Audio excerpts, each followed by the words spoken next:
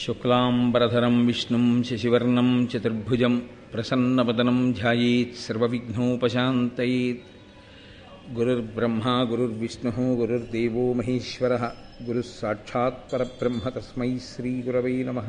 వ్యాసాయ విష్ణురూపాయ వ్యాసరూపాయ విష్ణవే నమో వై బ్రహ్మనిధయే వాసిష్ఠాయ నమో నమః. కూజంతం రామ రామీతి మధురం మధురాక్షరం ఆరుహ్య కవితాశాఖాం వందే వాల్మీకికోకిలం. శ్రుతిస్మృతిపురాణానాం ఆలయం కరుణాలయం నమామి భగవత్పాదశంకరం లోకశంకరం.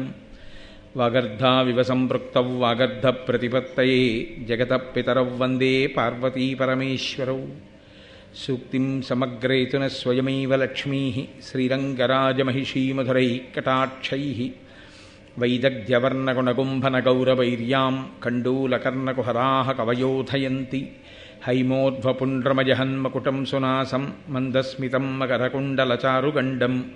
బింబాధరం బహుళదీర్ఘకృపాకటాక్షం శ్రీవేంకటేశముఖమాత్మని సన్నిధత్తాం.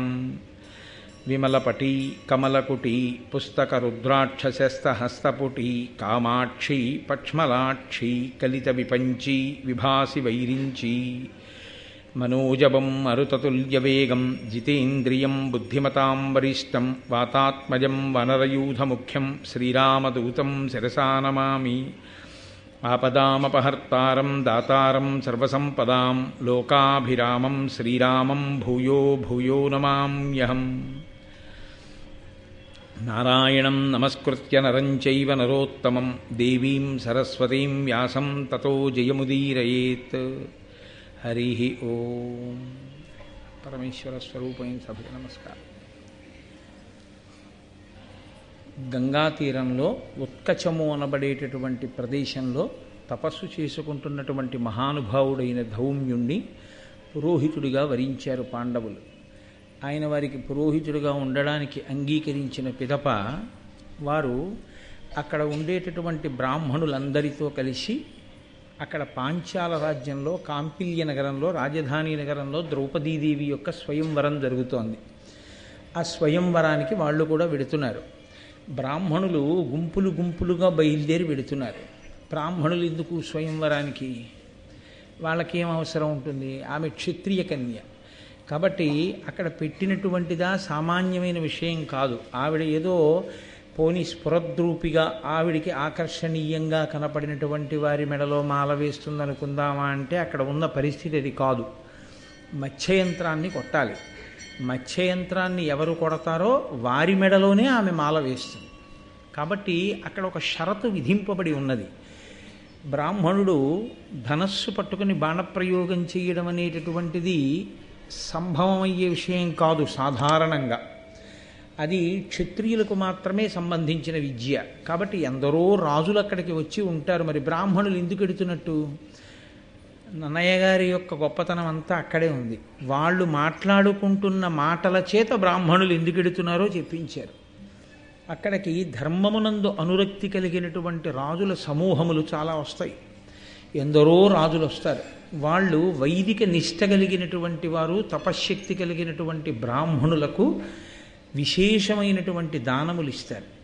కాబట్టి ఆ దానములను స్వీకరించడం కోసమని ఈ బ్రాహ్మణ సమూహాలన్నీ వెడుతున్నాయి. వెడుతూ ఈ పంచపాండవుల్ని కూడా చూశారు ఆ బ్రాహ్మణులు. వాళ్ళు ఏమనుకుంటున్నారంటే ఈ 5గురు కూడా బ్రాహ్మణ కుమారులే అనుకుంటున్నారు. అప్పటికి కూడా ఇంకా పాండవులు వారి యొక్క యథార్థమైన స్వరూపాన్ని ప్రకటనము చేసి ఉండలేదు. కాబట్టి బ్రాహ్మణ కుమారులే అనుకుని వెడుతూ, కానీ వాళ్ళ యొక్క తపశ్శక్తి అటువంటిది, వాళ్ళ యొక్క అనుష్ఠాన బలం అటువంటిది. వాళ్ళ నోటి వెంట ఎందుకు వచ్చిందో ఆ వెడుతున్న బ్రాహ్మణుల సమూహములు ఈ పాండవులలో అర్జునుడిని చూసి వాళ్ళు ఒక మాట అన్నారు. ఆయన నల్ల కలువల కాంతితో ఉంటాడు. ద్రౌపదీదేవి నల్ల కలువల కాంతితోటే ఉంటుంది.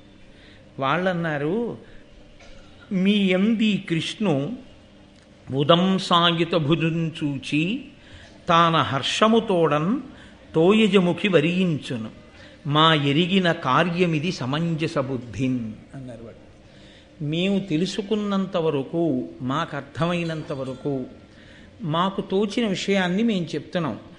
ఇది మాకు ఈశ్వర ప్రచోదనంగా అనిపించింది ఈ మాట. దాన్ని మేము అంటున్నాం. మీ యందు అంటే మీ ఐదుగురులో నల్లగా ఉన్నాడే, కృష్ణ శబ్దాన్ని దేనికి వేస్తారంటే నల్లనివాడు అని. నల్లగా ఉన్నటువంటి ఈయన్ని చూసి ఆ తోయజముఖి, ఆ పద్మము వంటి ముఖము కలిగినటువంటి ద్రౌపదీదేవి వరిస్తుంది అని మేము అనుకుంటున్నాం.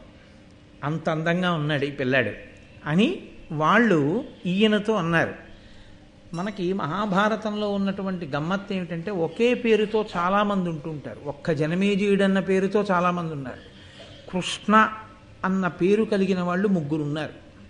అసలు కృష్ణ అని పేరు కలిగినటువంటి ఈ ముగ్గురే మహాభారతంలో కొన్ని లక్షల మంది తెగటారిపోవడానికి కారకులు. కృష్ణ ఒకటి కృష్ణుడికి పేరు, కృష్ణ ద్రౌపదీదేవికి పేరు. ఎందుకంటే ఆమె యజ్ఞగుండంలోంచి ఆవిర్భవించింది. నల్ల కలువల కాంతితో ఉంటుంది కాబట్టి ఆమెని కృష్ణ అని పిలిచారు. అశరీరవాణి బ్రాహ్మణులు ఆమెకి నామకరణం చేసే సమయంలో ఆమెకి పెట్టినటువంటి పేరు మిగిలినటువంటి పేరు, ఆవిడ్ని మనం లోకంలో ఏమని పిలుస్తూ ఉంటామో అటువంటి పేరుతోటి బ్రాహ్మణులు నామకరణం చేశారు. ద్రుపద మహారాజు గారి కూతురు కాబట్టి ఆవిడికి ద్రౌపది అని పేరు వచ్చింది. అసలు తండ్రి గారు పెట్టుకున్న పేరు, అశరీరవాణి పలికిన పేరు కృష్ణ.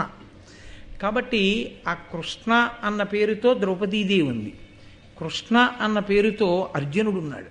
అందుకే విరాట పర్వంలో చెప్పుకున్నప్పుడు తన దశనామములు చెప్తే అర్జున పల్గుణ పార్థ కిరీటి శ్వేతవాహన బీభత్సో విజయకృష్ణ సవ్యసాచి ధనంజయ అని విజయ కృష్ణ అని ఆ 10 నామాల్లో తన పేరు అది కూడా చెప్పుకుంటాడు ఆయన. కాబట్టి అర్జునుడికి కృష్ణ అన్న పేరుంది, ద్రౌపదీదేవికి కృష్ణ అన్న పేరుంది, కృష్ణుడికి కృష్ణ అన్న పేరుంది.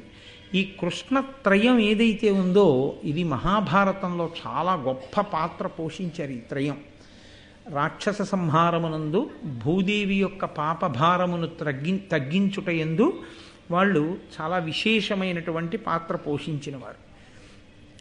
కాబట్టి అనుకోకుండా బ్రాహ్మణులు ఈయనకి, ఈ నల్లని పిల్లవాడికి ఆమె ఇల్లాలవుతుందని అనుకుంటున్నాం అన్నారు. ఒక నవ్వు నవ్వారు పాండవులు. వాళ్ళు ముందుకు వెళ్ళిపోతున్నారు. వ్యాస భగవానుడు కనపడ్డారు. వ్యాసుడు ఎక్కడ కనపడినా మహాభారతంలో ఏదో ఒక పరమ ప్రయోజనం ఒకటి ఉంటుంది తప్ప ఆయనకు అదే పనిగా తిరుగుతుండడం ఆయన లక్ష్యం కాదు. ఆయన తపస్సు యందు మగ్నమై ఉంటాడు. అటువంటి వారు దర్శనమిచ్చారు అంటే ఏదో ఒక అనన్య సాధ్యమైనటువంటి ప్రయోజనమును సిద్ధింపచేయడం కోసం మాత్రమే ఆయన దర్శనమిస్తారు. ఆయన పాండవులకు దర్శనమిచ్చి ఒక మాట చెప్పారు, మీకు శుభ పరంపర ప్రారంభమవుతోంది, అనేకమైన శుభములు ఇక కలుగుతాయి మీకు. ఆ మాట చెప్పి ఆశీర్వచనం చేసి ఆయన వెళ్ళిపోయారు. వెళ్ళిపోయిన తరువాత ఈ పాండవులు బయలుదేరి ఆ పాంచాల రాజ్యపు రాజధాని అయినటువంటి కాంపిల్య నగరంలోకి ప్రవేశించారు. వాళ్ళు అక్కడికి వెళ్ళి ఎక్కడో ఉండాలి కదూ, ఎందరో రాజులు వచ్చారు, అందులో దుర్యోధనాదులు కూడా ఉన్నారు. ఎక్కడ చూసినా రాజుల యొక్క శిబిరములే, ఎక్కడ చూసినా గుర్రాలు ఏనుగుల యొక్క సవ్వళ్ళే, ఎక్కడ చూసినా పెద్ద పెద్ద తోరణాలే, ఎక్కడ చూసినా పెద్ద హడావిడి. ద్రౌపదీదేవి స్వయంవరానికి వచ్చినటువంటి వారితో ఆ ప్రాంగణములన్నీ, ఆ విడుదలన్నీ నిండిపోయి ఉన్నాయి. ఆ హడావిడిలో బ్రాహ్మణ రూపాల్లో ఉన్నటువంటి పాండవులు అక్కడికి చేరుకున్నారు. వీళ్ళు ఎవ్వరి చేత గుర్తింపబడకూడదు. ఎందుచేత అంటే ఇదొక రకమైనటువంటి అజ్ఞాతవాసం, స్వచ్ఛందంగా వాళ్ళకి వారు విధించుకున్నటువంటి అజ్ఞాతవాసం. వాళ్ళు కానీ ఫలానా అని తెలిసిపోతే ద్రౌపదీదేవి యొక్క స్వయంవరం మాట దేవుడెరుగు, వెంటనే వీళ్ళని మట్టు పెట్టే ప్రయత్నం దుర్యోధనుడు ప్రారంభం చేస్తాడు. కాబట్టి వాళ్ళు ఒక కుమ్మరివాని ఇంట్లో అతిథులుగా చేరారు. అంతటి పాండవులు 3 లోకములను శాసించగలిగిన వాళ్ళు కాలము కలిసి రాకపోతే పరిస్థితులు ఎలా ఉంటాయో చూడండి. అక్కడ ఓర్పు పట్టడంలోనే ఉంది మనిషి యొక్క అభ్యున్నతికి హేతువంతా. ఒక కుమ్మరివాని ఇంట్లో దిగారు. దిగి ఆ స్వయంవరం చూడడం కోసమని 5గురు బయలుదేరారు. కుంతీదేవి ఇంట్లో ఉంది. ఆ స్వయంవర మంటపానికి వెళ్ళి చూశారు. కాంపిల్య నగరానికి ఈశాన్యంలో ఆ స్వయంవర మంటపాన్ని నిర్మాణం చేశాడు ద్రుపద మహారాజు గారు. అక్కడ ఆ ద్రౌపదీదేవి ఒక పుష్పమాలికని చేత పట్టుకుని నిలబడి ఉంది. నన్నయ్య గారు ఆ తల్లిని వర్ణన చేస్తూ అంటారు, ధవళ విభూషణ దామానులేపనామలినాంగి సితపుష్పమాలచేత కొని పుష్ప సాయకు కుసుమేతరంబైన ఆరగు సాయకంబనగ జనులు ధవళాక్షి రంగ మధ్యంబునతను మధ్య తానొప్పి పాంచాలతనయున్న భూసురప్రవరులు పుణ్యాహఘోషంబు విలసిల్లే ఆశీర్వివృద్ధితోడ ద్రుపదపతి పురోహితుండును కృత పరిస్తరుణుడై ప్రయోగ దక్షుడు అగ్ని ముఖము వేసే వేల్వ మొనసి వివాహోపకరణ వస్తు చేయము కాచియుండే. ఆ తల్లి చక్కగా ఒంటికి రాసుకోవలసినటువంటి అంగరాగములను అనులేపనములనన్నింటినీ కూడా ఆవిడ ఆ లేపనములను రాసుకుంది. మంచి సువాసనల గుబాళింపు వస్తోంది. ఆవిడ చేతిలో ఒక తెల్లటి పుష్పములతో కట్టబడినటువంటి దండ పట్టుకునుంది. ఆ ద్రౌపదీదేవి అక్కడ నిలబడితే ఆ సభలో ఉన్న వాళ్ళందరూ అన్నారట, ఈవిడ మన్మధుని చేతిలో ఉండేటటువంటి 5 బాణములే మనకి తెలుసు, ఈమె 6వ బాణమా అన్నారట. అంత అందమైన రూపంతో ఉన్నటువంటి ఆ పాంచాలి అంటే పాంచాల రాజైనటువంటి ద్రుపదుని కుమార్తె కాబట్టి పాంచాలి. ఆ పాంచాలి అక్కడ నిలబడి ఉంది. ఈవిడ ఎవరి మెడలో మాల వేస్తుందో వారితో వివాహం జరిపించాలి. అందుకని ద్రుపద మహారాజు గారి యొక్క పురోహితుడు అగ్నిహోత్రం చుట్టూ ఆ వివాహ క్రియ నడిపించడానికి కావలసినటువంటి సంభారములనన్నిటినీ సిద్ధం చేసి ఉంటాడు. అవన్నీ మంగళద్రవ్యాలు. వాటిని చూసినంత మాత్రం చేత ఒక గొప్ప మంగళమైనటువంటి స్థితి కలుగుతుంది. ఆ పేలాలు, లాజలు, ఆ పాలికలు, ప్రమిదలు, అక్కడ ఉండేటటువంటి దర్భలు, ఆ నీతి పాత్రలు, అక్షతలు, పువ్వులు, ఇవన్నీ కూడా యాగశాలలో కానీ వివాహ మంటపంలో కానీ మనకి కనపడేటటువంటి అత్యంత మంగళకరమైనటువంటి వస్తువులు. కాబట్టి ఆ ద్రౌపదీదేవి నిలబడి ఉంది. దృష్టద్యుమ్నుడు ఈమెతో కలిసి పుట్టినవాడు. ఆయన ఆ పక్కనే నిలబడి ఉన్నాడు. ఆయన వచ్చినటువంటి సభలో కూర్చుని ఉన్న రాజులందరి వంక ఒకసారి చూసి ఆయన అన్నాడు, ఈ విల్లు మోపెట్టి ఏను బాణములా ఈ యంత్ర మత్స్యంబు వేసినవాడా భావజ ప్రతిముడి బాలకు తగిన పతి, ఇది మునిశక్తి బడసిన విద్య కావున మీరిప్పుడు కావింపుడు ఇదియా ఘనతర కార్ముక కౌశలోన్నతియు లావును కలవారలకు అవసరము లలిత యశంబు కళ్యాణంబు బడయ. ఇదిగో అక్కడ నిలబడినది నా చెల్లెలు, ద్రుపద మహారాజు గారి యొక్క కుమార్తె. ఈమెని వివాహం చేసుకోవాలి అనుకునేటటువంటి వాడు ఇదిగో ఇక్కడ పెట్టబడినటువంటి ఈ ఎత్తైనటువంటి ధనస్సుని ముందు చేతితో పట్టుకుని దానికి వింటినారి కట్టాలి. ఆ వింటినారిని కట్టి నిలబెట్టిన తరువాత 5 బాణములు ఇస్తాం. ఈ 5 బాణములతో మత్స్యయంత్రాన్ని పడగొట్టాలి. మత్స్యయంత్రం అంటే కింద చూస్తూ ప్రతిబింబాన్ని చూస్తూ పైన ఒక యంత్రమునందు తిరిగేటటువంటి ఆ యంత్రము తిరుగుతుండగా అందులో నీటిలో చేప ఉంటాయి. దాన్ని కిందకి చూస్తూ బాణాన్ని పైకి ఎక్కుపెట్టి కొట్టాలి. అలా చేపని పడగొట్టగలిగితే అటువంటి వానికి ఇచ్చి వివాహం చేస్తాం. కాబట్టి ఇది ముని విద్య అన్నాడు. అక్కడుంది అసలు విచిత్రమైన విషయం అంతా. అంటే ఇది ఏదో ధనుర్విద్య తెలుసున్నటువంటి వాడు, బాణం పట్టుకోగలిగిన వాడు, ధనస్సు పట్టుకోగలిగిన వాడు పడగొట్టగలిగినటువంటి యంత్రం కాదు. ఇది గురువుల యొక్క ఆశీస్సు, విద్య యొక్క తాత్పర్యము తెలుసున్నవాడు ఎవరుంటాడో, విద్య యొక్క గొప్పతనం, అసలు అనుష్ఠాన పర్యంతంలోకి దాన్ని పవిత్రంగా భావించి తెచ్చుకునేటటువంటి శక్తి ఉన్నవాడు ఎవరుంటాడో అటువంటి వాడు మాత్రమే పడగొట్టగలిగినటువంటిది. కాబట్టి ఇది కళ్యాణకారకంబు, శోభనప్రదంబు. కాబట్టి మీ అందరూ కూడా క్షత్రియులు, రాజన్యులు. కాబట్టి మీరు ఈ ధనస్సు బాణాలు తీసుకుని ఈ మత్స్యయంత్రాన్ని పడగొట్టే ప్రయత్నం చెయ్యండి. ద్రౌపదీదేవి స్వయంవరంలోనే కనపడతారు కృష్ణ భగవానుడు. ఇప్పటి వరకు మహాభారతంలో పుట్టాడు అని చెప్పడమే కానీ ప్రత్యక్షంగా కనపడడం. ఎందుచేత అంటే మనం చెప్పుకుంటున్నది ఆదిపర్వం. ఆదిపర్వం అంటే మొదటి పర్వం కదండి. మొదటి పర్వంలో మిగిలిన అందరూ పుట్టారు, కనపడ్డారు. కానీ పుట్టాడు అని చెప్పబడమే తప్ప కనపడినటువంటి స్థితి ఇప్పటిదాకా కృష్ణ భగవానుడి విషయంలో లేదు. ఆయన మొట్టమొదట దర్శనమిచ్చింది ఎక్కడ అంటే ఇదిగో ద్రౌపదీదేవి కళ్యాణ ఘట్టమునందు మాత్రమే ఆయన కనపడ్డారు.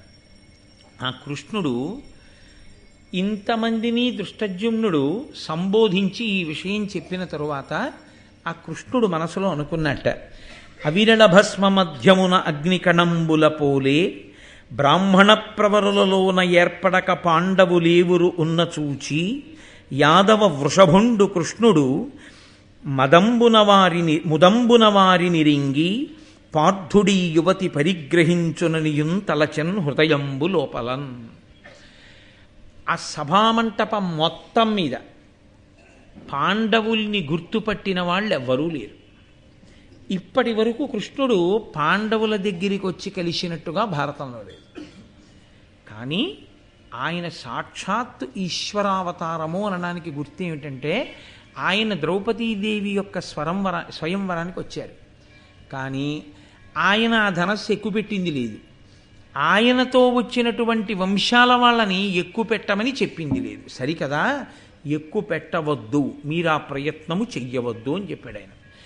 ఆయన ఆజ్ఞకి లోబడి యదు, వృష్టి, భోజ, అంధక వంశములకు చెందినటువంటి వారందరూ కూడా అసలు ఆ ధనస్సుని ఎక్కుపెట్టే ప్రయత్నమే చేయలేదు.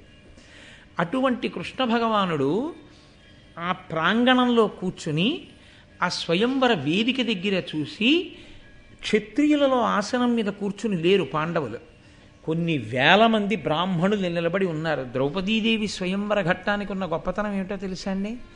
ఎవరి మెడలో వరమాల వేస్తుందో అయోనిజ ఆవిడ.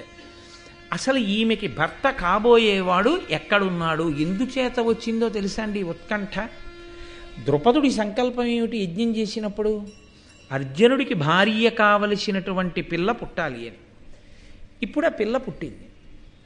ఆమె అగ్నిసంభవ, యాజ్ఞసేని, యజ్ఞవేదికలోంచి పైకొచ్చింది. అయోనిజ అయిన ఈ పిల్ల అర్జునుడి కోసమే పుట్టింది. కానీ లోకమంతా ఏం చెప్పుకుంటోందంటే పాండవులు మరణించారు. ఇప్పుడు అలా ఎలా సంభవం అవుతుంది? సంభవం అవదు. అందుకే అసలు ద్రుపద మహారాజు గారు స్వయంవర ప్రారంభంలోనే ఏడిచాడు. నేను ఈ పిల్లని అర్జునుడి కోసం కన్నాను, అర్జునుడి కోసం యజ్ఞం చేసి ఈమెని పొందాను, అసలు ఆ అర్జునుడు లేడు, ఆ పాండవులు లేరు, నాకెంత బాధగా ఉందో అన్నాడు. కానీ అక్కడ శకున శాస్త్రం తెలుసున్నటువంటి పురోహితుడు ఒక ఆయన అన్నాడు, నేను వేదమంతా చదువుకున్నాను, ఇతపూర్వం శకునములను పరిగణనలోకి తీసుకుని ఎవరు ఎక్కడ ఎలా క్షేమంగా ఉన్నారో తెలుసుకోగలిగినటువంటి విధానం ఏదుందో దాన్ని నేను బాగా అధ్యయనం చేశాను. నేను ఉన్న శకునములను బట్టి చెప్తున్నాను, పాండవులకు ఏ హాని జరగలేదు. పాండవులు ఉన్నారు, ఈ స్వయంవరానికి వస్తారు. అర్జునుడి మెడలో పూలమాల వేస్తుంది నీ కూతురు, నన్ను నమ్ము అన్నాడు. సంతోషించాడు ద్రుపదుడు. ఇప్పుడు అందరికీ అనుమానం ఏమిటంటే ఎక్కడున్నారు ఈ పాండవులు? ఇప్పుడు ఇక దాక్కోవడానికి అవకాశం లేదు, ఇక బయటికి వచ్చేయాలి. కాబట్టి ఇప్పుడు పాండవులు ఎక్కడున్నారు అన్న విషయంలో దేవతలు కూడా నిలబడ్డారు, పైన నిలబడి చూస్తున్నారు. ఇప్పుడు ఈ ద్రౌపది వరమాల ఎలా వేస్తుంది, అర్జునుడు ఎలా వచ్చి ఈ ధనస్సు ఎక్కువ పెడతాడు, ఒకవేళ ధనస్సు ఎక్కుపెట్టి మత్స్యయంత్రాన్ని కొడితే అక్కడికి శల్యుడు వచ్చాడు, దుర్యోధనుడు వచ్చాడు, దుశ్శాసనుడు వచ్చాడు, అశ్వత్థామ వచ్చాడు, కర్ణుడు వచ్చాడు, ఇంతమంది వీరులు ఊరుకుంటారా? పాండవుల మీద యుద్ధానికి వెళ్ళరా? ఈ స్వయంవర మంటపం అంతా కూడా ఒకందుకు ప్రారంభం చేసింది, ఒకందుకు పరిణమించదా? కాబట్టి చూడాలి, ఇది ఉత్కంఠ. అందుకని ఇంతమంది వచ్చి నిలబడ్డారు. ఇంతమంది వచ్చి నిలబడితే అందులో కూర్చునున్నాడు కృష్ణ భగవానుడు బలరాముడితో కలిసి. ఆయన ఇంతమంది గుర్తుపట్టలేకపోయారు. ఆయన ఇంతకుముందు అర్జునుడిని కానీ పాండవుల్ని కానీ చూసినట్టు అసలు భారతంలో లేదు. కానీ ఆయన ఒకసారి బ్రాహ్మణులందరి వంక తేరిపారి చూసి అడిగో అర్జునుడు అన్నాడు. పరమాత్మకి తెలియనివి ఏముంటాయండి?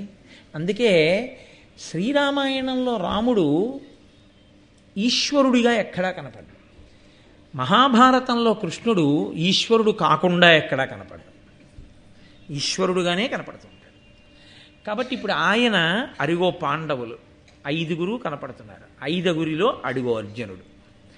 ఈ అర్జునుడే ఈ మత్స్యయంత్రాన్ని కొడతాడు. కొట్టి ముదంబున సంతోషంగా ఆ ద్రౌపదీదేవిని పొందుతాడు అని అవిరళ భస్మ మధ్యమున అగ్నికణంబుల పోలె బ్రాహ్మణ ప్రవరులలోన ఏర్పడక పాండవులేవురు ఉన్న చూచి బూది కప్పిన నిప్పెలా ఉంటుందో అలా బ్రాహ్మణుల మధ్యలో కలిసిపోయిన క్షాత్ర తేజంతో ఉన్నారు వాళ్ళు. యాదవ వృషభండు కృష్ణుడు ముదంబున వారిని రింగి ఆ కృష్ణ భగవానుడు వాళ్ళని గుర్తుపట్టి పార్థుడీ యువతీం పరిగ్రహించున నియుంతలంచన్ హృదయంబు లోపలన్, పార్థుడే ఈమెని చేపడతాడు అని చెప్పి అనుకున్నారు. సరే, ఆ ధనస్సుని ఎక్కుపెట్టడం కోసం, ఆ వింటినారిని కట్టడం కోసమని శిశుపాలుడు, జరాసంధుడు, శల్యుడు, కర్ణుడు మొదలైనటువంటి వాళ్ళందరూ బయలుదేరి వచ్చారు. ఒక్కొక్కరు ఆ ధనస్సుని ఎలా అయితేనే అసలు నిలబెట్టారు. ఎందుచేత అంటే ఆ ధనస్సును నిలబెట్టడం అనేటటువంటి ప్రక్రియ అంత తేలికైన విషయం ఏం కాదు. శ్రీరామాయణం బాలకాండలో కూడా సీతాకళ్యాణ ఘట్టంలో ఆ ధనస్సే కదూ. ఆ ధనస్సుని నిలబెట్టాలి ఒకటి, దాని పైన కట్టి ఉంటుంది ఆ వింటినారి, దాన్ని విప్పాలి. విప్పి వంగి కింద ముడి వెయ్యాలి. వేసినప్పుడు ఆ ధనస్సు వంగుతుంది. ఆ వంగిన ధనస్సుని నిలబెట్టాలి. నిలబెట్టి అప్పుడు బాణప్రయోగం చెయ్యాలి. అసలు సగానికి సగం ఇబ్బంది అంతా ఎక్కడుంటుందంటే అటువంటి మహాధనస్సుని నిలబెట్టి వింటినారిని ఎక్కించడమే కష్టం. ఎంతో బలం ఉన్నవాడైతే తప్ప అటువంటి ధనస్సుని పట్టుకోలేడు. శిశుపాలుడు మినపగింజంత మాత్రం ఎక్కించగలిగాడు. జరాసంధుడు యవధాన్యం అంటారే, ఆ యవధాన్యం ఎంత ఉంటుందో అంత మాత్రమే ఎక్కించగలిగాడు. శల్యుడు పెసరగింజంతా ఎక్కించగలిగాడు. కర్ణుడు ఒక వెంట్రుకంత మాత్రమే ఎక్కించగలిగాడు. కాబట్టి వాళ్ళు కూడా ధనస్సుని పట్టుకుని వింటినారిని ఎక్కించలేక అక్కడ పెట్టి వెళ్ళిపోయారు. వెళ్ళిపోతే ఇక ఆ ధనస్సు పట్టుకోవడానికి వెళ్ళే క్షత్రియుడు ఏడి? ఆ రోజులలో దుర్యోధనుడు ఏమని ప్రచారం చేశాడంటే అర్జునుడి కన్నా కర్ణుడు గొప్పవాడని. అదో వెర్రి ప్రచారం. అర్జునుడిని కర్ణుడు నిగ్రహించగలడు. ఆయన దృష్టికోణం ఏమిటంటే ఎప్పుడూ అర్జునుడిని కర్ణుడు చంపేస్తాడు, భీముడిని చంపేస్తే చాలు, అదొక్కటే ఆలోచిస్తూ ఉంటాడు ఆయన. కాబట్టి కర్ణుడే ధనస్సు ఎక్కువ పెట్టలేకపోయాడు, ఇంకా మిగిలిన వాళ్ళు ఎవరు ఎక్కువ పెడతారు? కాబట్టి అసలు చాలామంది ప్రయత్నమే చేయకుండా వాళ్ళ పేరు పిలిచేటప్పటికే వాళ్ళు అక్కడ లేరు. వాళ్ళు వెంటనే వాళ్ళ గుర్రాలు, వాళ్ళ ఏనుగులు, వాళ్ళ మంత్రులు, సామంతులు అందరినీ తీసుకుని వాళ్ళు వాళ్ళ ఊళ్ళు వెళ్ళిపోయారు. ఇంకా మిగిలిన వాళ్ళు ఎవరున్నారో వాళ్ళు దేని కొరకున్నారంటే అసలు ఈ ధనస్సుని ఎక్కువ పెట్టేవాడు ఎవరైనా ఉన్నాడా ఓసారి చూద్దామని కూర్చున్నారు వాళ్ళు.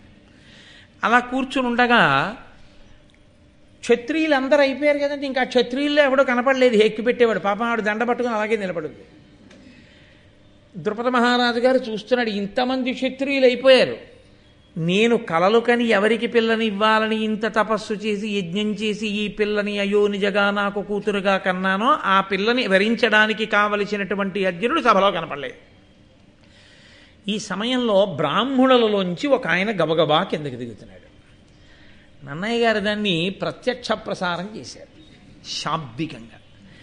ఆయన అన్నారు, వెంటనే లోకంలో ఒక స్థితి ఉంటుంది, అది దాన్ని ఏమనాలి అంటే తొందరపడి నిర్ణయ ప్రకటన చేసేస్తుంటారు. అవతల వారి గురించి ఏమీ తెలియదు. చూడండి, రైలు ఎక్కుతాడు, కూర్చుంటాడు, ఎదురుగుండా ఎవరో ఒక ఆయన కూర్చుంటాడు, వెంటనే ఈయన భార్యతే అంటాడంటే కొంచెం జాగ్రత్తగా ఉండి ఏమిటో అలా ఉన్నాడు అంటాడు.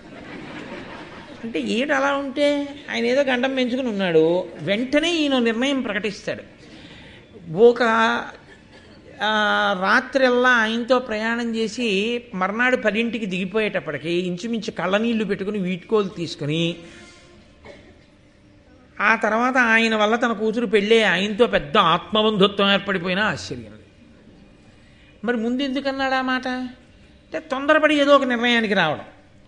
అలా కొంతమంది బ్రాహ్మణులు అన్నారు, అర్జునుడు కిందికి దిగి వెడుతున్నాడు బ్రాహ్మణుల పరువు తీసేయడానికి తప్ప, క్షత్రియులు వెళ్ళారంటే అర్థం ఉంది, వాళ్ళే ఎక్కువ పెట్టలేకపోయారు ఆ ధనస్సు, వీడికి ఎందుకు, వీడించుకు వెళ్ళిపోతున్నాడు మధ్యలో బ్రాహ్మణుల్లోంచి, వీడికి అక్కర్లేని విషయాలు వీడికి ఎందుకని అడుగుతున్నారు. కొంతమంది అన్నారు, పోన్లే ఇంకా క్షత్రియుల్లో ఎవరు ఎక్కువ పెట్టేవాడు లేడుగా, వాళ్ళ అదృష్టం వాడు పరీక్షించుకుంటున్నాడు వెళ్ళని అని కొంతమంది అన్నారు. కొంతమంది పెద్దవాళ్ళు అన్నారు, అమితోత్సాహుడు దీర్ఘబాహు పరిగుండత్యంత తేజస్వి సద్విమలాచారుడు విప్రభక్తిపరుడీ విప్రుండు విప్రప్రసాదమునన్ విప్రులకెల్ల సంతసముగా తత్కర్మ సంసిద్ధి ఉత్తముడై పొందిడి అంచు ఉండిరి దయం ధాత్రీసురుల్ ప్రీతులై. కొంతమంది అన్నారు, చూడండి చూడండి అమితోత్సాహుడు, ఆయన నడవడం చూడండి అసలు ఎంత ఉత్సాహంగా ఉందో. దీర్ఘబాహుడు, ఆ చేతులు చూడండి ఎంతంత పొడుగైన చేతిలో, అవి ఏదో ఇనప గుదియలు ఎలా ఉంటాయో అలా ఉన్నాయి. మహాతేజస్వి, విమలమైన ఆచారం ఉన్నవాడు, మంచి విప్రభక్తి కలిగినటువంటి వాడు. కాబట్టి విప్రుల యొక్క ప్రసాదంగా అతని యొక్క నడవడి, అతని యొక్క కదలికలు చూస్తే అతనికి ఆశీర్వచనం చెయ్యాలని అనిపిస్తోంది. కాబట్టి విప్రప్రసాదంబునన్, ఈ బ్రాహ్మణుల యొక్క ఆశీర్వచన కారణం చేత సంతసముగా, చక్కగా సంతోషంగా ఇతను తత్కర్మ సంసిద్ధి ఉత్తముడై పొందెడు. ఏ పని మీద వెడుతున్నాడో ఆ పని యొక్క ఫలితాన్ని పొంది తీరుతాడు అంటూ వాళ్ళందరూ ఈయన్ని ఆశీర్వచనం చేశారు. ఈయన బ్రాహ్మణ వేషంలో ఉన్నాడు, గబగబా ధనస్సు దగ్గరికి వెళ్ళాడు. చిత్రం ఏమిటంటే రామాయణంలోనూ అంతే, ఈయన ఏం చేస్తాడన్నాడు జనకుడు.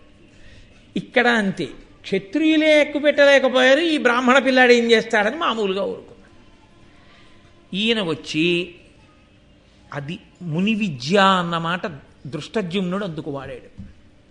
ఆయన వెళ్ళి ధనస్సుని పట్టుకోలేదు, పట్టుకోకుండా ఆ ధనస్సుకి ప్రదక్షిణం చేశాడు. ప్రదక్షిణం చేయడం చేత ఇది మామూలుగా వశమయ్యేది కాదు, ఇది గౌరవం చేత వినయం చేత మనం దాన్ని గౌరవించడం చేత అది మనకి వశం కావలసినదే తప్ప మనం మన శక్తితో నిలబెట్టేది అని అహంకరిస్తే మనకి లొంగేది కాదు. కాబట్టి ప్రదక్షిణం చేశాడు. ప్రదక్షిణ చేసి ఆ ధనస్సుకొక నమస్కారం చేశాడు. నమస్కారం చేసి, నమస్కారము అన్న మాటకి ఒక అర్థం ఉంటుందండి. నమస్కారం అన్నది అంత తేలిక అని మీరు అనుకోకూడదు. నమస్కారము అన్నప్పుడు ఇలా చేసింది కాదు నమస్కారం, ఇలా రెండు చేతులు కలిపితే 5 జ్ఞానేంద్రియములు 5 కర్మేంద్రియములు ఇలా తల వంచితే 11వదైన బుద్ధి 11ంటిని న్యాసము చేస్తే, అంటే ఈ 11 చేత నిన్ను తెలుసుకోగలిగిన వాడను కాను, నీవు నన్ను అనుగ్రహించగలిగిన వాడివి. కాబట్టి 11ంటిని నీ పాదముల దగ్గర విడిచిపెడుతున్నాను అని చెప్పడం, ఇలా వంగి నమస్కారం చేయడం. ఎవరు నమస్కరించారో వాడు ఆశీర్వచనమునకు పాత్రుడవుతాడు. ఆశీర్వచనమునకు పాత్రత పొందగానే నమస్కారమును స్వీకరించిన వాడు సంతోషంతో ఆశీర్పూర్వకంగా మాట్లాడతాడు. ఆయుష్మాన్ భవ అన్నారనుకోండి, ఆయన తపశ్శక్తి చేత ఈయనకి గండం పోతుంది. కాబట్టి నమస్కారము చేయడం వల్ల ఏమవుతుందంటే, మీరు దేనికి నమస్కరించారో, ఎవరికి నమస్కరించారో వారి చేత మీరు రక్షింపబడేటటువంటి స్థితిని మీరు పొందుతారు. అందుకని నమస్కారం చేస్తారు తప్ప, నమస్కారం అంటే కేవలంగా ఏదో నమస్కారం కాదు. నమస్కారం అందుకే అనేక విధాలుగా ఉంటుంది. నమస్కారం అన్నది, నమస్కారం వేరు, అభివాదం వేరు. అహంభో అభివాదయే అని ప్రవర చెప్పి అభివాదం చేస్తారు. పెద్దలు కనపడ్డారనుకోండి, పెద్దల దగ్గరికి వెళ్ళినప్పుడు ఎలా పడితే అలా నమస్కారం చేయకూడదు. పాదములు ముట్టుకుని నమస్కారం చేస్తున్నాం అనుకోండి, చేసేటప్పుడు ఎదురుగుండా కానీ ఉంటే అత్యంత పూజనీయులు అనుకోండి, చాలా పూజనీయులైతే వారి పాదములకు నమస్కారం చేస్తాం. పాదములకు నమస్కరించేటప్పుడు మీరు వంగవలసి ఉంటుంది. బాగా వంగి మీ కుడి చేతిని తీసుకెళ్ళి ఇలా పెట్టారనుకోండి, అప్పుడు కుడి చెయ్యి వెళ్ళి ఎడం పాదం మీద పడుతుంది. మీకు ఎదురుగుండా నించున్నారు కాబట్టి మీ ఎడం చెయ్యి వెళ్ళి వారి కుడి పాదం మీద పడుతుంది. అప్పుడు వారిని అవమానించినట్లు అవుతుంది. అందుకని కుడి చేతిని ఎడం చేతి మీద పెట్టాలి. ఎడం చెయ్యి ఇలా రాకూడదు, ఈ కుడి చేతిని ఎడం చేతి మీదకి పెడతారు. పెడితే ఈ కుడి చెయ్యి వెళ్ళి ఎడం చేతి మీద ఉండి ఇలా ముట్టుకుంటే వారి కుడి పాదం మీద కుడి చెయ్యి, ఎడం పాదం మీద ఎడం చెయ్యి పడుతుంది. అంటే మీ పూజనీయతని గ్రహించిన వాడన. కాబట్టి మీరు నన్ను సర్వదా రక్షింతురుగాక.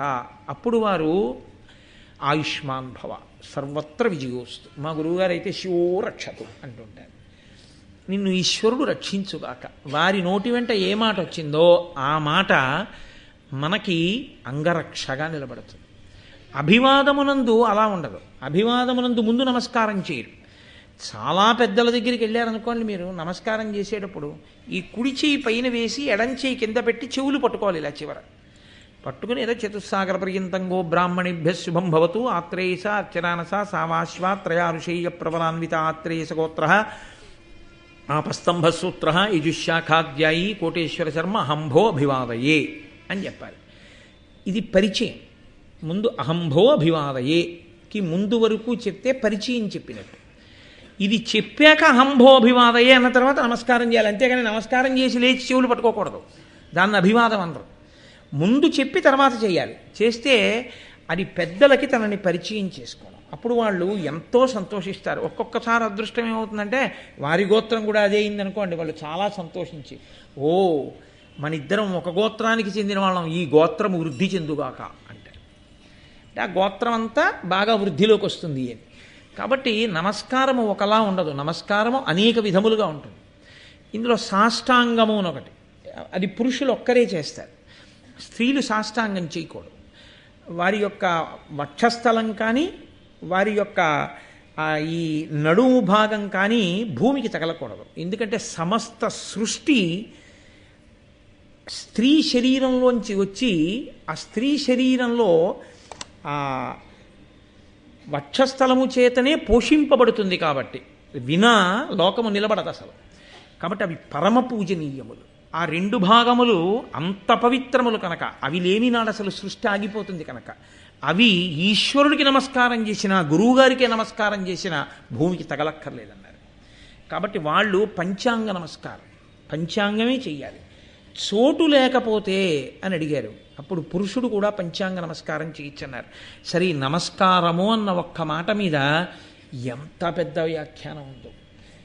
అథవా మనం తెలుసుకోవలసింది ఒక్కటే, నమస్కారము చేశారు అన్నప్పుడు మీరు గ్రహించవలసిన విషయం ఏమిటంటే, మీరు అవతల వారి యొక్క ఆధిక్యతను అంగీకరించి వారి ఆశీర్వచనము వలన మీరు రక్షింపబడతాను అని మీరు నమ్మారు అని గుర్తు. అందుకే నమస్కారం చేసేటప్పుడు ఒక్క చేత్తో నమస్కారం చేస్తే పూర్వజన్మలో చేసుకున్న పుణ్యాన్ని కాల్చేస్తారు వెంటనే. అందుకే ఒక చేత్తో నమస్కారం ఈ దేశంలో లేదు, అది వేరొక చోటి సంస్కృతి. ఇక్కడ నమస్కారం రెండు చేతులతో మాత్రం తప్ప ఒక్క చేత్తో నమస్కారం అన్నది అసలు ఎప్పుడూ ఉండకూడదు, అలా చెయ్యకూడదు కూడా. కాబట్టి ఆయన మహానుభావుడు కనుక అర్జునుడు ఆ ధనస్సుకి నమస్కారం చేశాడు. అంటే ముని విద్య, దాని యొక్క శక్తి ఏమిటో, ఆ ధనస్సుని ఆవహించి ఉన్న శక్తి యొక్క అనుగ్రహాన్ని పొందుతున్నాడు. ఇప్పుడు అసలు ఈ ధనస్సు ముట్టుకోవడానికి అర్హత ఎక్కడి నుంచి వచ్చింది? అసలు ఆ ధనస్సును ఎలా పట్టుకోవాలో నేర్పిన మహానుభావుడు ఒకడున్నాడు, ఆయన గురువుగారు. ఏ శుభప్రదమైన కార్యాన్ని ప్రారంభం చేసినా గురువుగారితోటే ప్రారంభం. గురువుగారికి నమస్కారంతో మొదలు. మా గురు పరంపర అలా కొనసాగాలి అని వారికి మంగళం పలుకుతూ పూర్తి చేయాలి తప్ప అసలు గురువుగారిని స్మరించకుండా జీవితం ప్రారంభం కాకూడదు. నిద్ర లేవగానే కూడా తాను భూమి మీద పడి ఏమని భావన చెయ్యాలంటే, గురువుగారు వచ్చి ఎదురుగుండా నిలబడి ఉన్నారు, లేవగానే గురువుగారు కనపడ్డారు అని భూమి మీద పడి నమస్కారం చేసి ఎదురుగుండా గురువుగారు నిలబడ్డారు అని భావన చెయ్యాలి. భావన చేసి నమస్కారం చేయాలి. శృంగగిరికి పీఠాధిపత్యం ఇప్పుడు వహిస్తున్నటువంటి మహాపురుషుడు, గొప్ప వేదాంతి, గొప్ప తపశ్చక్రవర్తి భారతీతీర్థస్వామి వారు బ్రహ్మచారిగా ఉండగా వారి గురువుగారు విద్యాభినవ సరస్వతీ స్వామి వారు, ఆయన గురువుగారిగా ఉన్నప్పుడు ఈయన శిష్యుడిగా వేరే ఓ చిన్న గదిలో ఉండి చదువుకుంటూ ఉండేవారు. తెల్లవారుజామున ఖచ్చితంగా 3 అయ్యేటప్పటికి లేచేవారు. ఒకరోజు ఎందుకో అలసత్వం వహించి ఆయన అనుకున్నారు, అభినవ విద్యాతీర్థస్వామి వారు గురునివాసులో కదా ఉంటారు, నేను ఇక్కడ గదిలో కదా ఉంటాను, 3 గంటలకి లేచి నమస్కారం చేయకపోతే గురువుగారికి తెలుస్తుంది ఏమిట్లే అని ఆయన జీవితం మొత్తం మీద ఆ ఒక్కరోజే బ్రహ్మచారిగా కూడా భారతీతీర్థస్వామి వారిది ఎంత క్రమశిక్షణం. ఒక్కరోజు ఆయన ఆలస్యంగా లేస్తూనే నేల మీద పడి నమస్కారం చేశారు, గురువుగారు నించున్నారు అన్న భావనతో. లేచి ఇలా పైకి లేచారు, గురువుగారు నించునున్నారు. నేను ఆలస్యంగా లేస్తే గురువుగారికి తెలుస్తుందా అనుకున్నావా అన్నారు.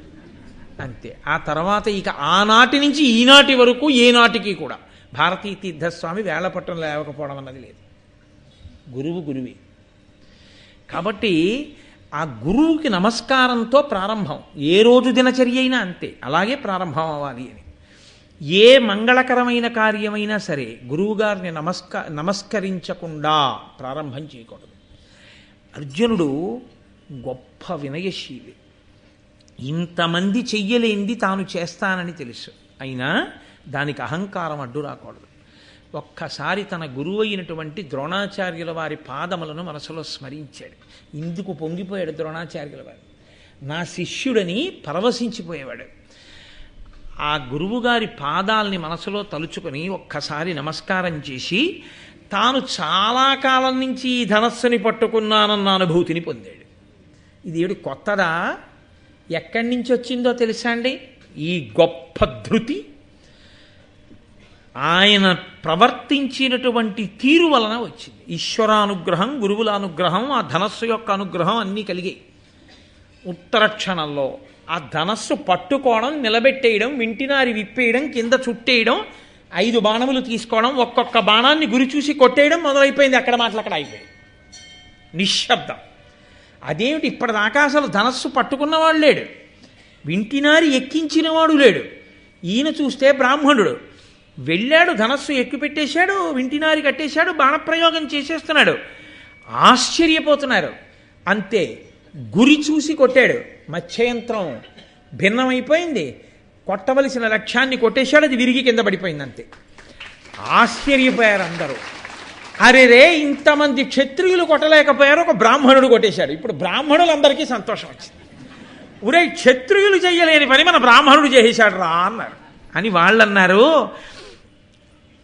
ఫలపవనాంబు భోజన శుభవ్రత వృత్తుల చేసి చూడ దుర్బలతనులయ్యు బ్రాహ్మణుల పార తపోబల సంపదన్ మహాబలయుతులు అట్టి వారలకు భవ్యులకెందు నసాధ్యమిద్దియుం కలదే చరాచరాఖిల జగంబుల పెద్దల కార్య సద్విజుల్.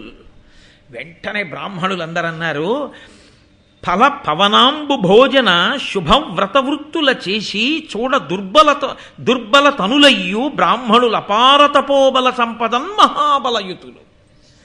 బ్రాహ్మణుడు తినేది పండు తింటాడు, కాయ తింటాడు, ఉపవాసం చేస్తే గాలి తింటాడు, నీళ్లు తాగుతాడు. శరీరాన్ని పోషించే పదార్థాలు తినడంలో అంత బలాన్నిచ్చే పదార్థాన్ని తినకపోయినా చేసిన తపస్సు వలన అంత గొప్ప బలాన్ని పొందేస్తాడు. కాబట్టి బ్రాహ్మణులు భవ్యులు. కాబట్టి ఎందుకు కొట్టలేరు? ఆయన తలుచుకుంటే కొట్టేశాడంతే. ఎంత గొప్పవాడరా, బ్రాహ్మణుల గొప్పతనాన్ని నిలబెట్టాడన్నారు అని వాళ్ళందరూ పొంగిపోయారు. వెంటనే ద్రౌపదీదేవి ఎవరు మత్స్యయంత్రాన్ని కొట్టారో వారి మెడలో మాల వెయ్యాలి. మీరు ఇక్కడి నుంచి ద్రౌపదీదేవి యొక్క కదలికల్ని గమనించడం ప్రారంభించాలి.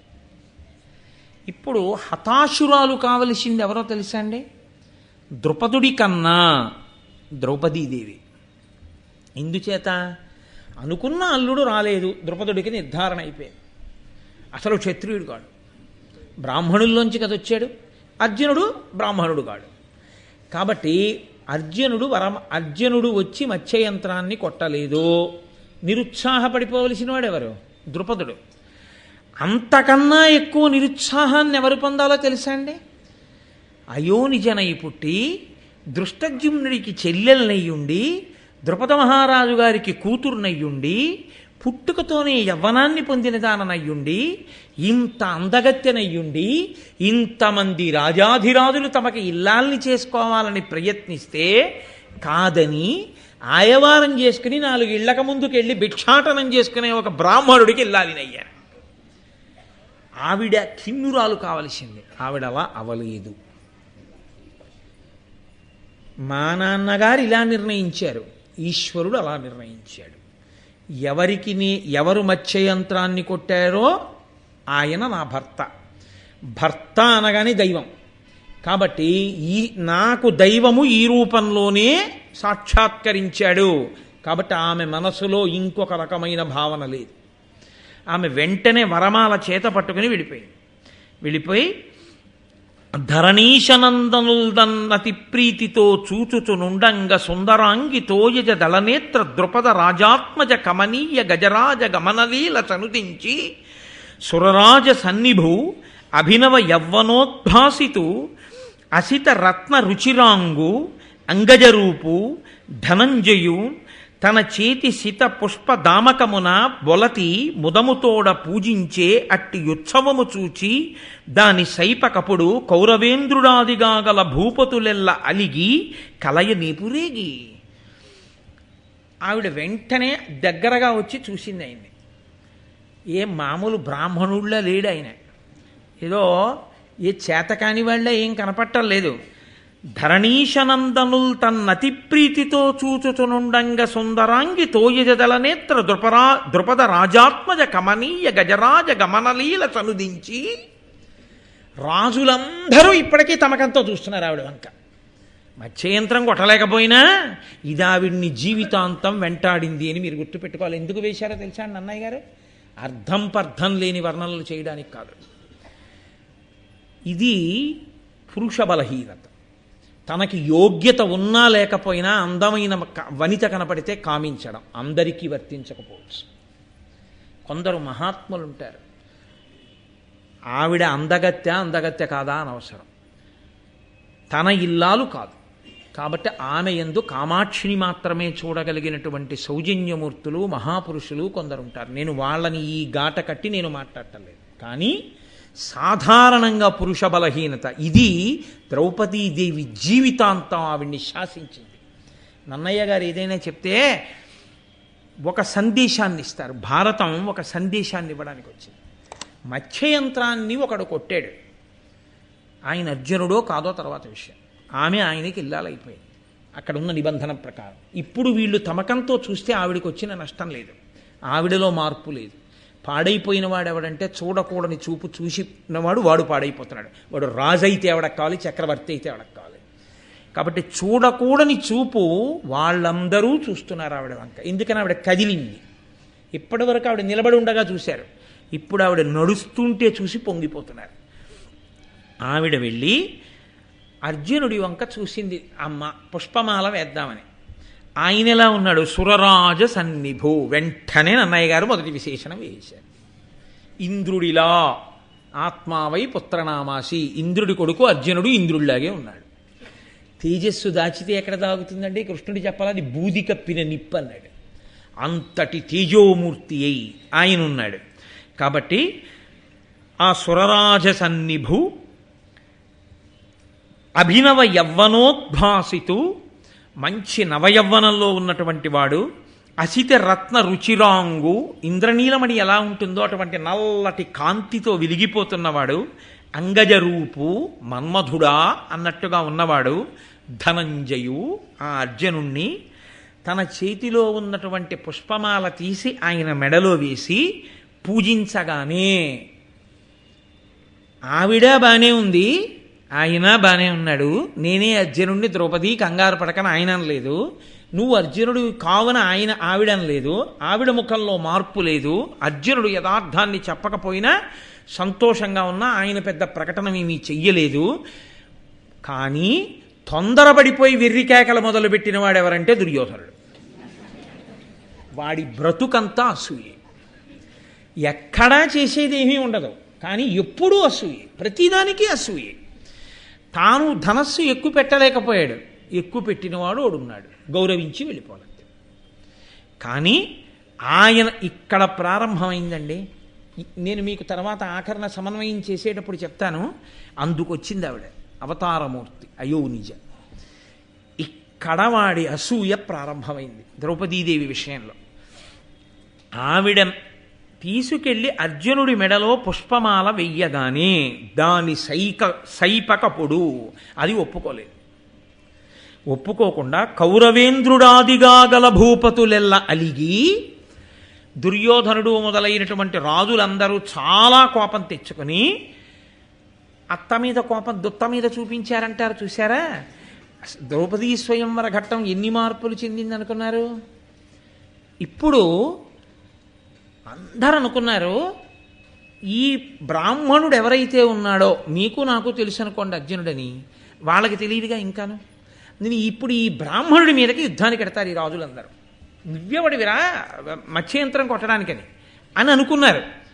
కానీ కోపంలో ఉన్నవాడి ఆలోచన స్థిమితంగా ఉన్నవాడు చేసిన ఆలోచనలో ఉండాలని ఏం లేదు. కాబట్టి వాళ్ళందరూ ఏమన్నారో తెలుసా అండి?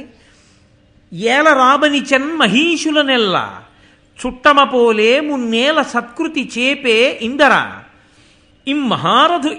ఇమ్మహారథులుండగా ఏల కన్యకనిచ్చే విప్రున కిందు నేడు శఠుండు పాంచాలుడు ఇప్పుడు వీనిని నిర్గత సత్తు చేయుదమాజిలోన్. వాళ్ళన్నారు, ఇంతమంది మహావీరులు ఉన్నామా, ఇంతమందిని మనకు ఆహ్వానాలు పంపించాడా, మనందరం వచ్చామా, ఎదురొచ్చి స్వాగతం చెప్పాడా, చుట్టాలని చూసినట్టు విడిదిచ్చాడా, మనందరినీ కూర్చోబెట్టాడా, తీరా మత్స్యయంత్రం కొట్టమని మనం కొట్టలేకపోతే ఓ బ్రాహ్మణ కుమారుడు కొడితే వాడికి మెళ్ళో వేసేయి అంటాడా? వాడేదో మత్స్యయంత్రం కొట్టాడు అనుకోండి, అంత చులకన వాళ్ళకి, వాడేదో కొట్టాడు, ఆయన మెళ్ళో మాలేసింది, అది సరే. అసలు పాంచాల రాజు ఏం చేస్తున్నాడు? క్షత్రియుల్ని పిలిచి బ్రాహ్మణుడు వేస్తుంటే ఊరుకోవడం ఏమిటండి? మన అవమానించడం కాదా ఇదంతాను? ఇది కోపం శేషేన పూరయ్యే, తన చేతకానితనాన్ని కోపంతో పూరించాలి. కాబట్టి మనందరం కలిసి పాంచాల రాజుని నిర్జిద్దాం. ఇప్పుడు క్షత్రియులందరూ ఒకటైపోయారు, ఓ బ్రాహ్మణ కుర్రాడు అల్లుడయ్యాడు. కాబట్టి ఈయన ఏం చేశాడంటే, ఈ బ్రాహ్మణ తేజమే నన్ను రక్షించాలని అనుకోలేదు ద్రుపద మహారాజు. అనుకున్నాడా ఆ బ్రాహ్మణుల జోలికి వెళ్తారనుకున్నాడు, ఈయన జోలికి వచ్చారు. ఈయన పరిగెత్తుకుంటూ వెళ్ళి బ్రాహ్మణుల చాటును నక్కాడు. ఎంత చిత్రం చూడండి. అప్పటి వరకు ద్రుపదుడు క్షత్రియుడు, వాళ్ళు క్షత్రియులు, వాళ్ళు ఒకటి, బ్రాహ్మణులందరూ నించున్నారు. బ్రాహ్మణ కుమారుడు వెళ్ళి మత్స్యయంత్రం కొట్టాడు, క్షత్రియులందరూ ఒకటే, ద్రుపదుడి మీదకి శత్రుత్వం. వెంటనే ద్రుపదుడు బ్రాహ్మణుల చాటుకి వెళ్ళిపోయాడు. కాలము ఎంత చిత్రమైంది! ఈశ్వరుడు ఎంత ఆశ్చర్యకరమైనటువంటి మాయ ఉన్నవాడు! క్షణాల మీద మారిపోయిందంతే స్థితి అంతా. ఆయన వెళ్ళి బ్రాహ్మణుల చాటును దాక్కుంటే అప్పుడు ఆ శ్రీకృష్ణుడు బలరాముడితో కలిసి మాట్లాడుతూ ఒక మాట అంటున్నాడు. మిగిలిన వాళ్ళందరూ యుద్ధం, అల్లరి, గొడవ, గోదారి, ఎవడి నోటికొచ్చింది వాడు మాట్లాడుతున్నాడు. చూడండి, ఎక్కడో ఏదో జరిగింది అనుకోండి, నన్ను అడిగితేనండి అంటాడు. నన్ను అడిగితేనండి అన్నవాడివి ఏం చేయాలి? నిన్ను అడిగితే చెప్పాలి. నన్ను అడిగితేనండి అని చెప్పేస్తాడు అంతే. అంటే నన్ను అడిగితేనండి అని అడిగేవాళ్ళు లేకపోయినా చెప్పేస్తానులేండి అని చెప్పాడు. అప్పుడు ఏమన్నా నన్ను అడిగితేనండి అనకూడదు, నన్ను అడగపోయినా చెప్పకుండా ఉండలేనండి అని చెప్పాలి. అలా చెప్తే మరణం ఉండదని నన్ను అడిగితేనండి అంటే అడగపోయినా చెప్తాడు. అలా అది బలహీనత మనుష్య ప్రవర్తన ఎందు. వాళ్ళందరూ దెబ్బలాడుకోవడానికి సిద్ధం అవుతున్నారు.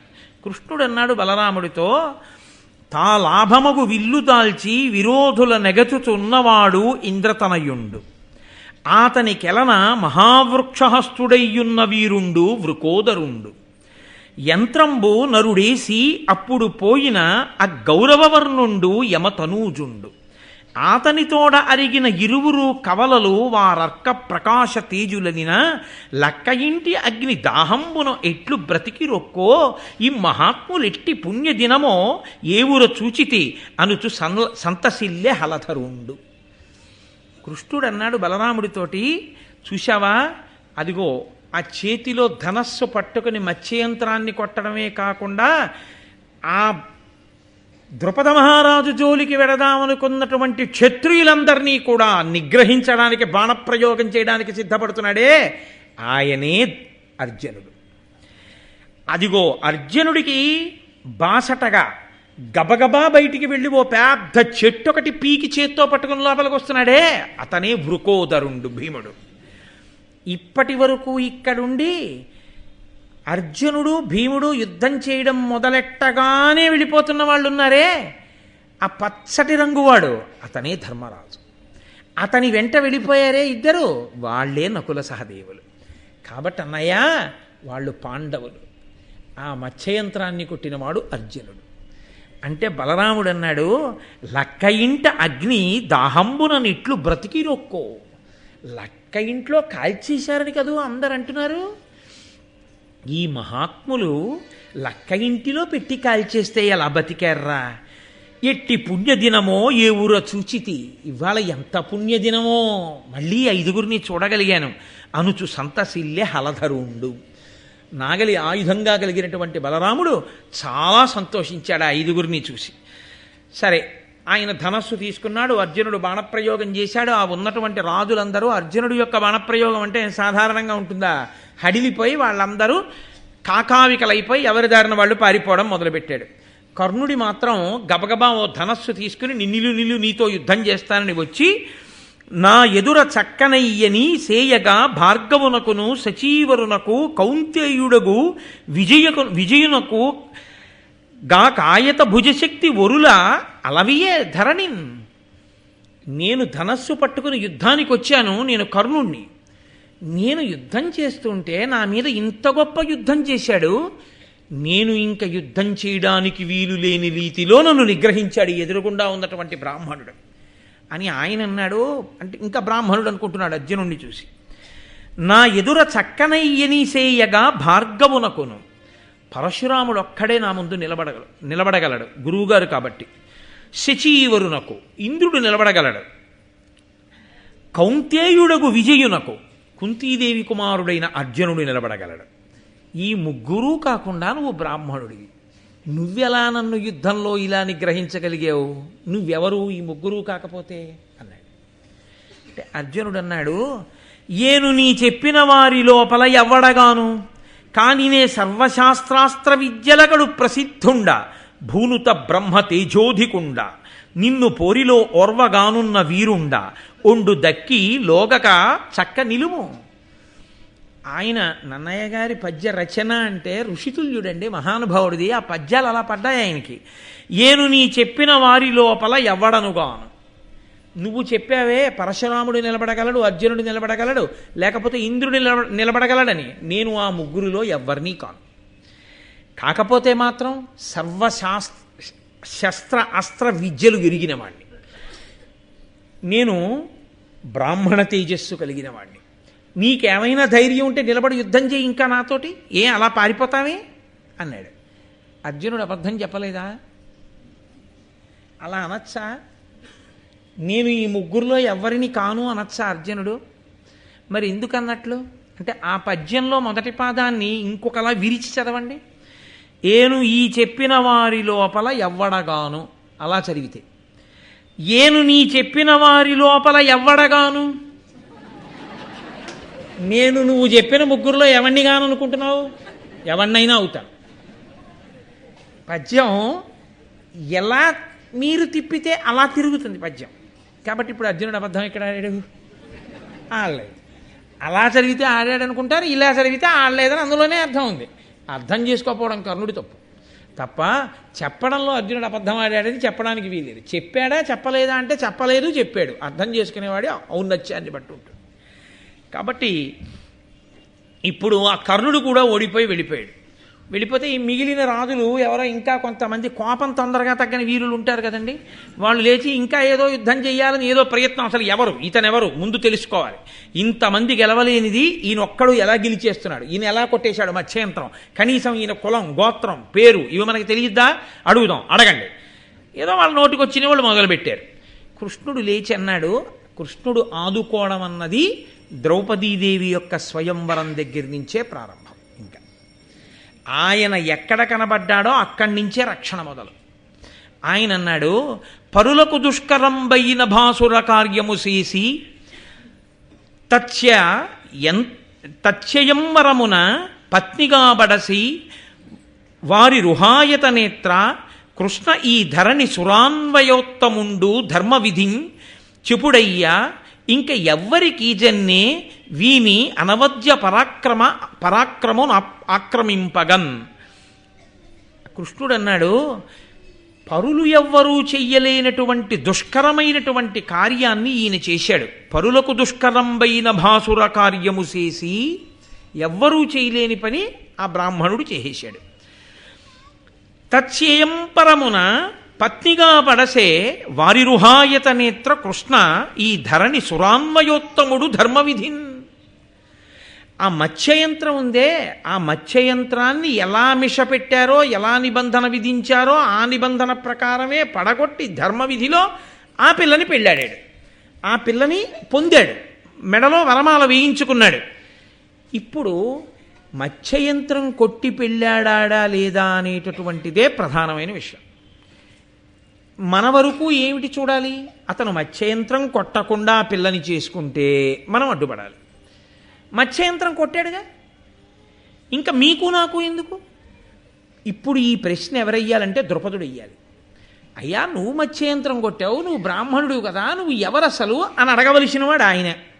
ఆయనకి లేని విషయాలు మీకెందుకు? పోనీ మీరెవరైనా ఓడించగలరా?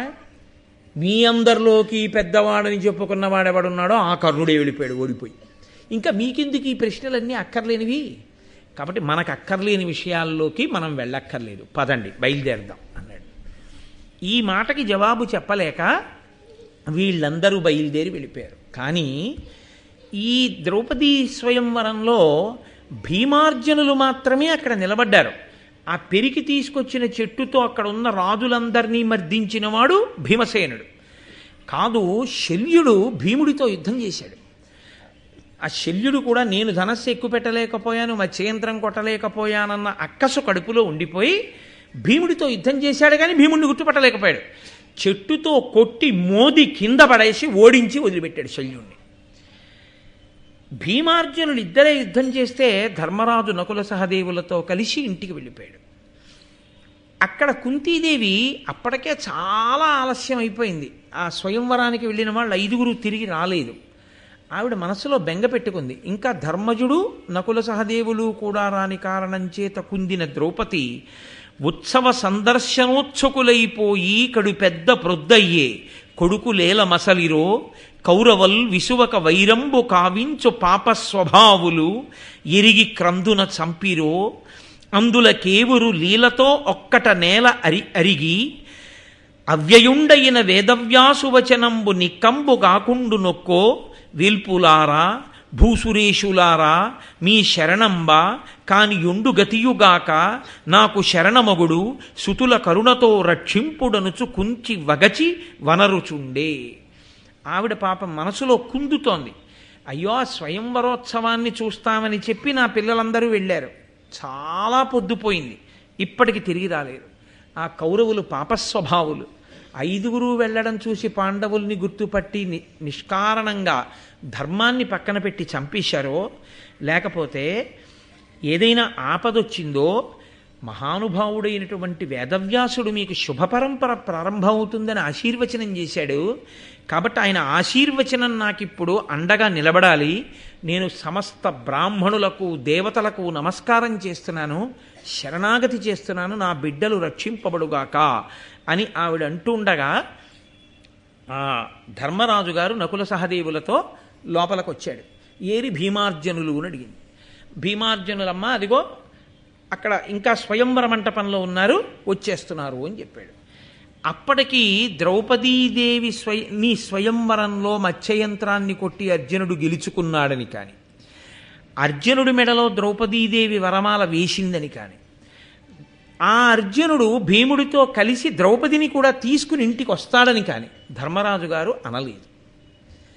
వెనక భీముడు, అర్జునుడు, ద్రౌపది మెడలో వరమాల వేసేసింది కదండి. ద్రౌపదీ సహితుడై భీమార్జనులిద్దరూ ఇంటికి వచ్చారు. అది ఏమంత పెద్ద ఇల్లు, అదో కుమ్మరి ఇల్లు అది. ఆ ఇంటి లోపలికి వస్తూ ప్రతిరోజు లోపలికి ఎలా వస్తారో అలాగే అర్జునుడు లోపలికి వచ్చి కుంతీదేవితో ఒక మాట అన్నాడు. అమ్మా, ఇవాళ ఒక భిక్ష తెచ్చాను అన్నాడు. ఆవిడంది 5 ఉపయోగించండి.